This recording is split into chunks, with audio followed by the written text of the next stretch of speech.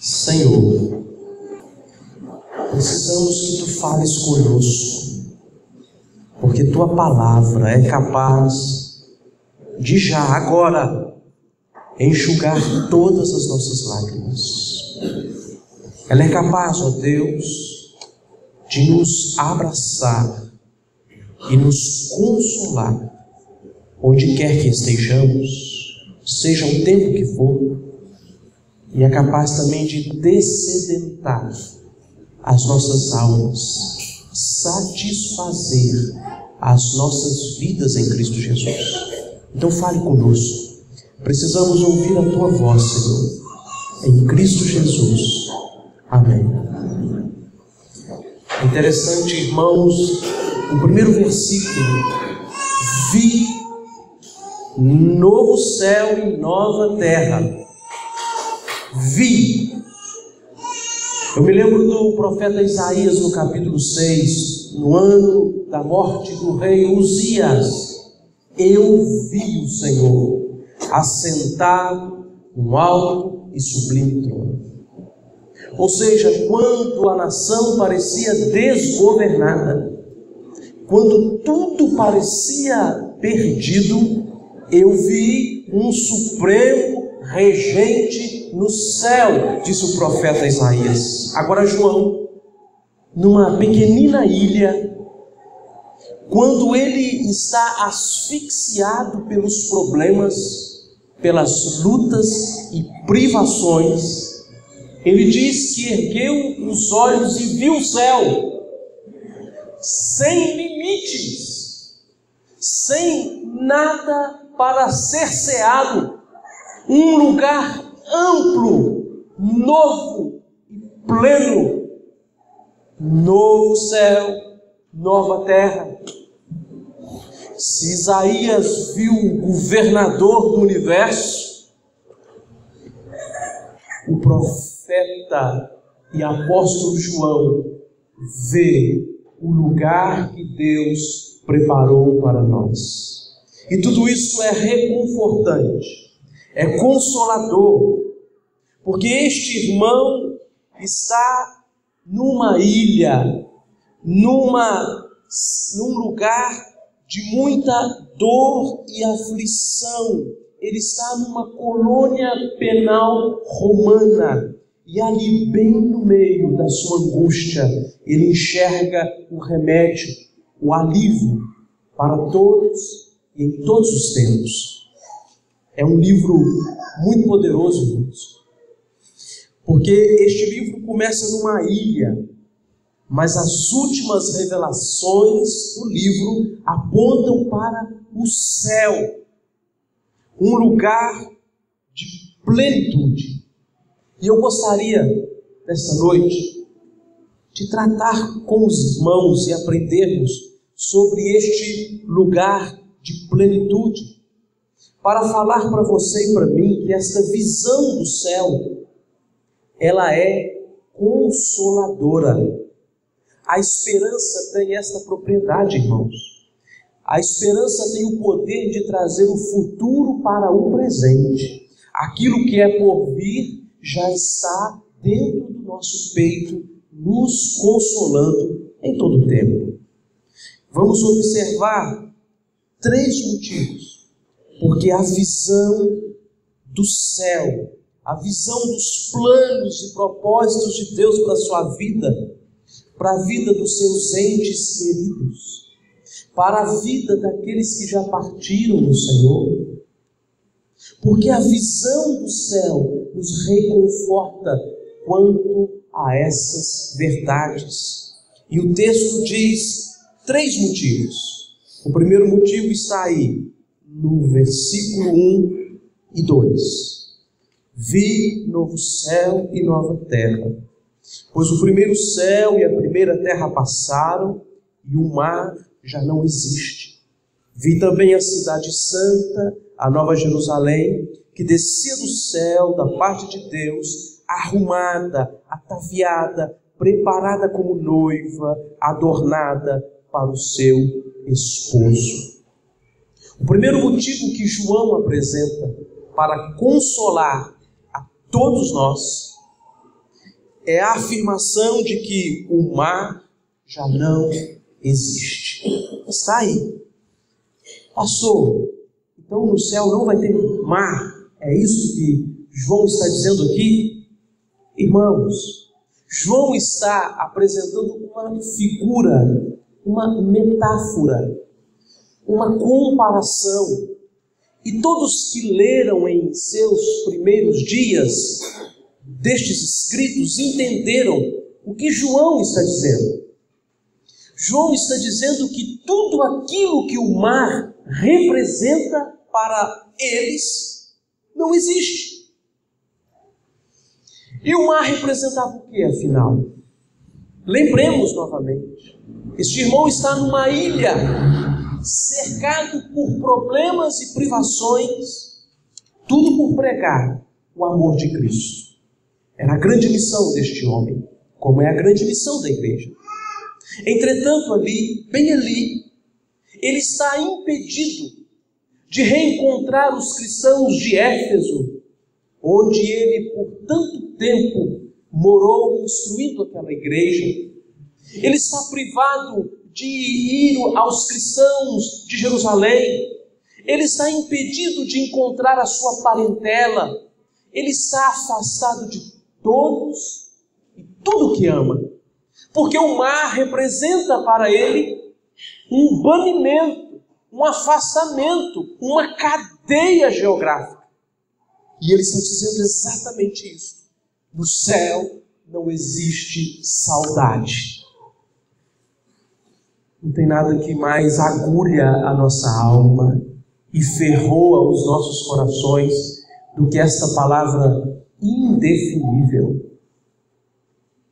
Essa estrada longa que passa por dentro de nós e que não conseguimos, irmãos, descrevê-la, porque são mais do que palavras. Ela é sinônimo para dor. E João está dizendo: o céu é um lugar de reencontros.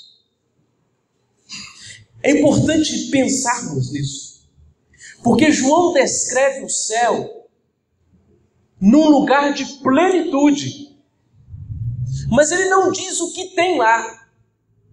Ele usa a via da negação para nos dizer o que não tem no céu, para desfrutarmos então que lugar é este. Uma vez, irmãos, que nós somos incapazes de perceber as coisas positivas do céu, então ele começa a nos lembrar das coisas negativas desta terra, do que acumulou em nossas almas, em nossos ombros. E ele vai falando que o céu é um lugar de descarga, de alívio, onde não existem esses fardos, e o fardo da saudade não habita lá. Lá é um lugar de abraços, de recomeço, de vozes que partiram e olhares que esperamos. O mar já não existe. Também nos fala de que o céu é um lugar sem medo. Quando olhamos os mapas antigos, você pode perceber, desenhado naqueles mapas à mão, que o mar, os oceanos são sempre povoados de monstros marinhos. A mitologia cananeia, grega, pagã, seja qual for, identifica no mar o lugar da povoação também das divindades terríveis e perseguidoras, que afundam os navios, que jogam os barcos contra as pedras, que fazem os temporais e as tempestades. E João está falando: calma, no céu a palavra medo não existe. O céu é um lugar onde a confiança reina. Porque o medo é algo mais terrível do que a própria realidade em si. Porque o medo desemboca numa ansiedade. O medo de morrer jovem ou morrer solitário. O medo de não encontrar alguém amado ou ser desprezado por quem amamos. O medo de ficar pobre. O medo de ofender e ser ofendido. O medo de uma catástrofe. O medo, e dá medo do medo que dá. Alguém disse que o medo é uma ilha que encerrou o amor. Mas João está dizendo, não, no céu não haverá pavor, não haverá preocupações, não haverá ansiedades. E diz com esta única figura que a sua esperança estava depositada exclusivamente em Deus. Graças a Deus, nenhum de nós aqui sabemos o que é ficar isolado numa ilha. Mas todos os náufragos deste mundo, que por capricho e providência foram desembocar numa ilha, eles viveram a vida inteira olhando para o mar, para o horizonte, esperando um barco que viesse de longe trazendo a salvação, esperando uma nau, um iate, esperando alguma coisa que pudesse trazer a salvação para aquele homem que está ali, cercado pela morte em forma de água. E João está dizendo, eu não olho para o mar. O céu é um lugar onde nossa expectativa de salvação exclusivamente está posta em Deus. Ele bem poderia ter citado o Salmo 121. Eleva os olhos para os montes ou para o mar.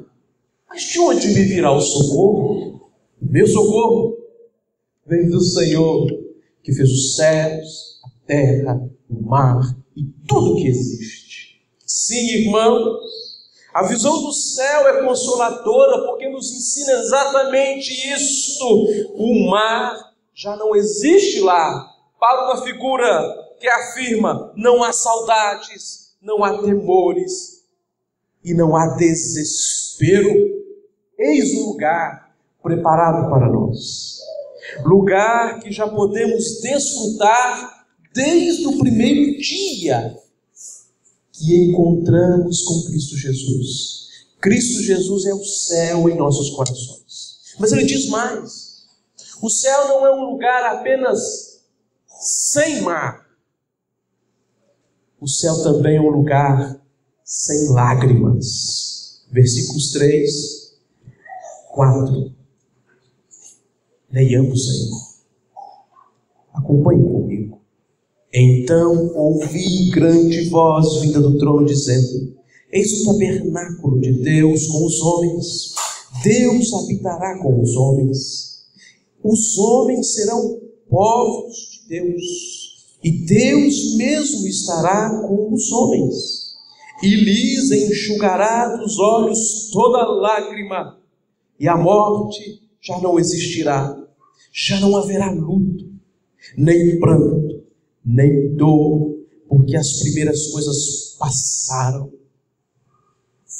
Lembremos do apóstolo João, cansado pela idade, possivelmente é o ano 90, e aquele irmão já está idoso, já aprendeu e já ouvira muitas das vezes a orientação de Jó.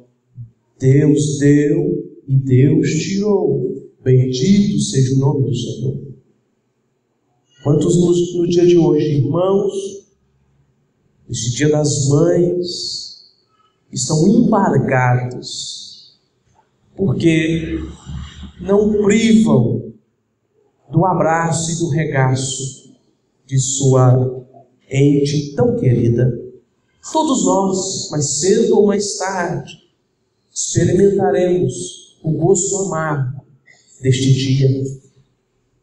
E João está, irmãos, angustiado, sim.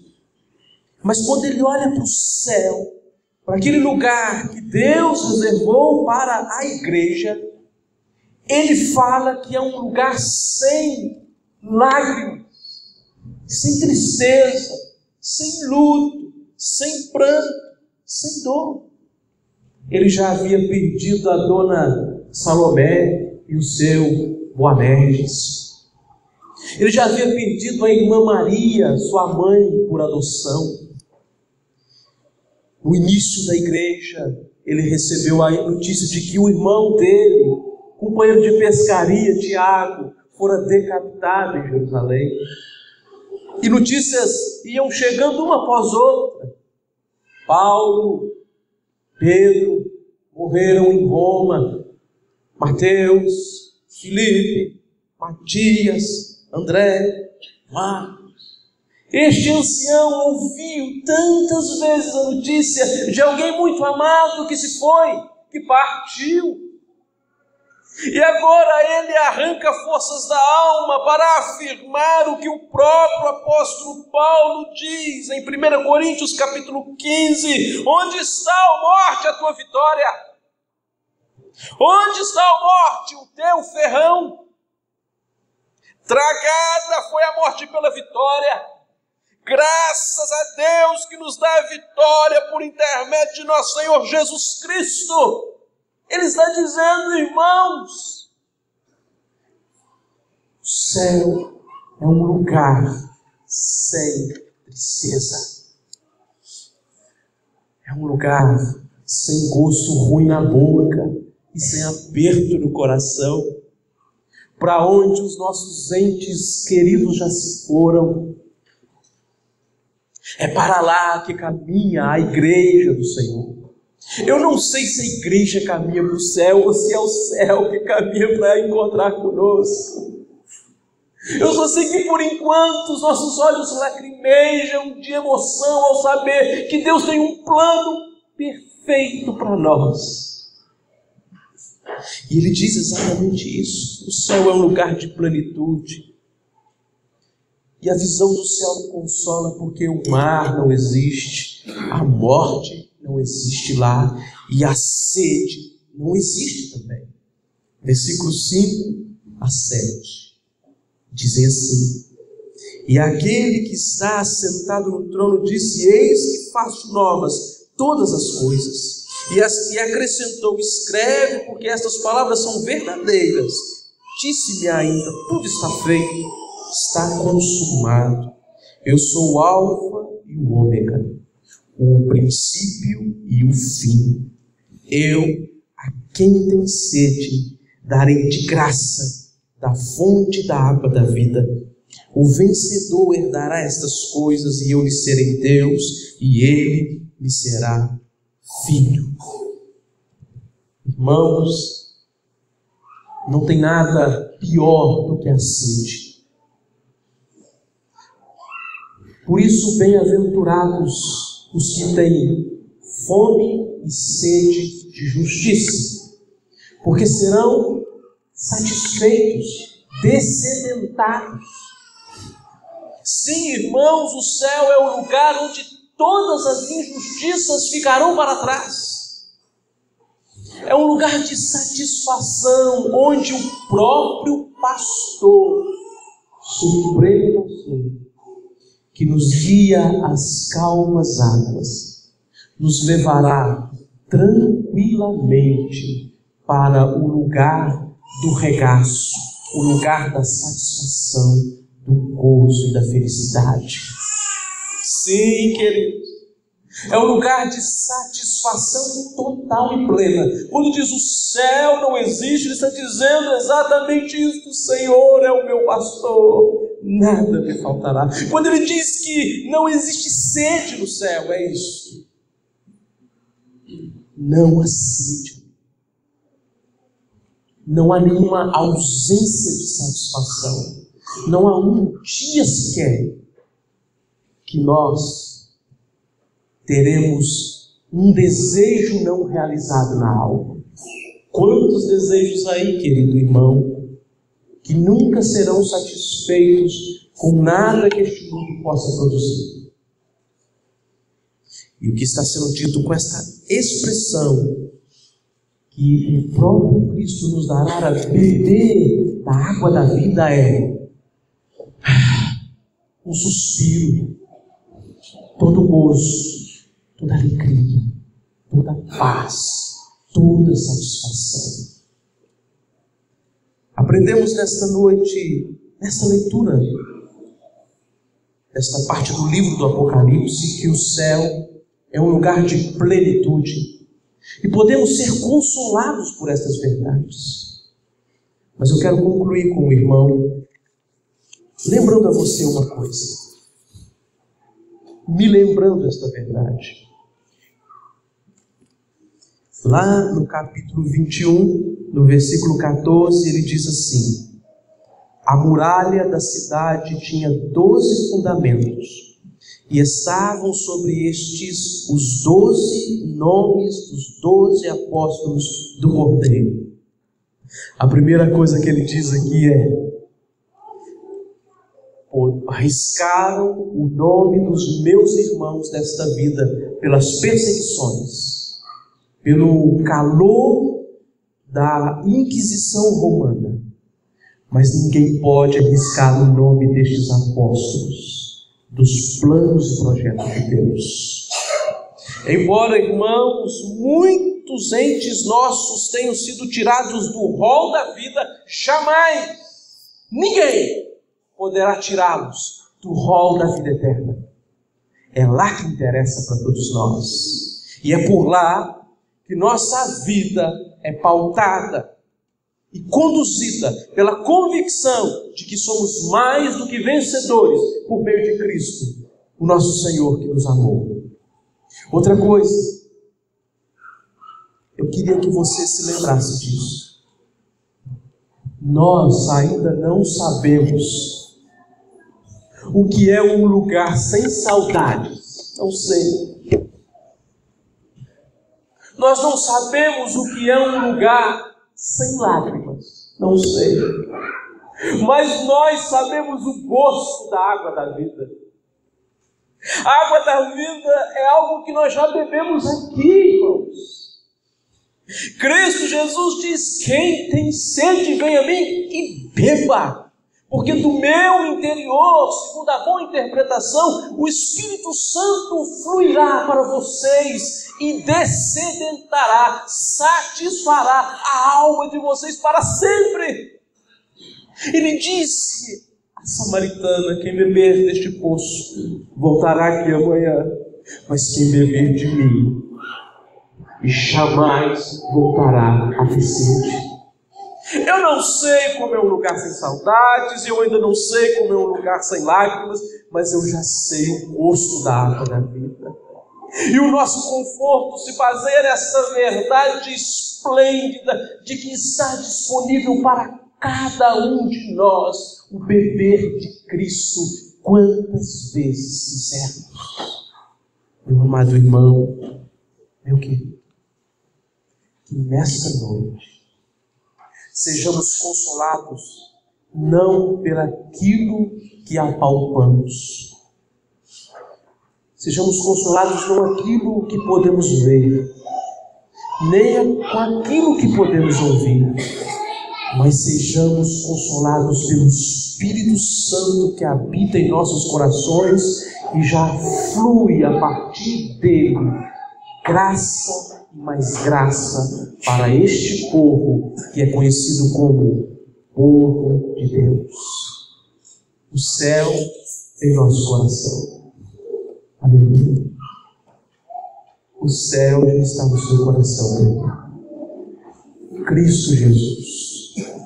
Cristo Jesus é o nosso novo céu e nova terra. Cristo Jesus é aquele que nos consola aqui em nossas saudades e quem tem enxugado aqui as nossas lágrimas. É Cristo Jesus que temos bebido e beberemos para sempre dele, para termos a satisfação que ninguém mais pode dar. Que Deus nos ajude, que Deus nos envolva para o louvor da glória dele somente, Amém. Senhor Deus e nosso Pai amado, assim como esta carta começa contando de um homem numa ilha e termina falando de um homem no céu, nos lembremos disto, que embora nossas vidas estejam sobre o pó desta terra, o nosso coração já desfruta o antigozo do céu, porque Tu és a nossa plenitude. Tu és o nosso pastor, aquele que suprirá todas as nossas necessidades e satisfará cada uma de nossas necessidades em Cristo Jesus. Aquele que nos diz, não temas. Aquele que nos diz, eu estou convosco todos os dias da vida de vocês. Aquele que nos diz, beba, toma, beba abundantemente e tenha sua vida transformada. Ó Deus, muito obrigado pelo consolo das Tuas promessas. Em nome de Cristo te bendizemos, hoje e por todo sempre. Amém.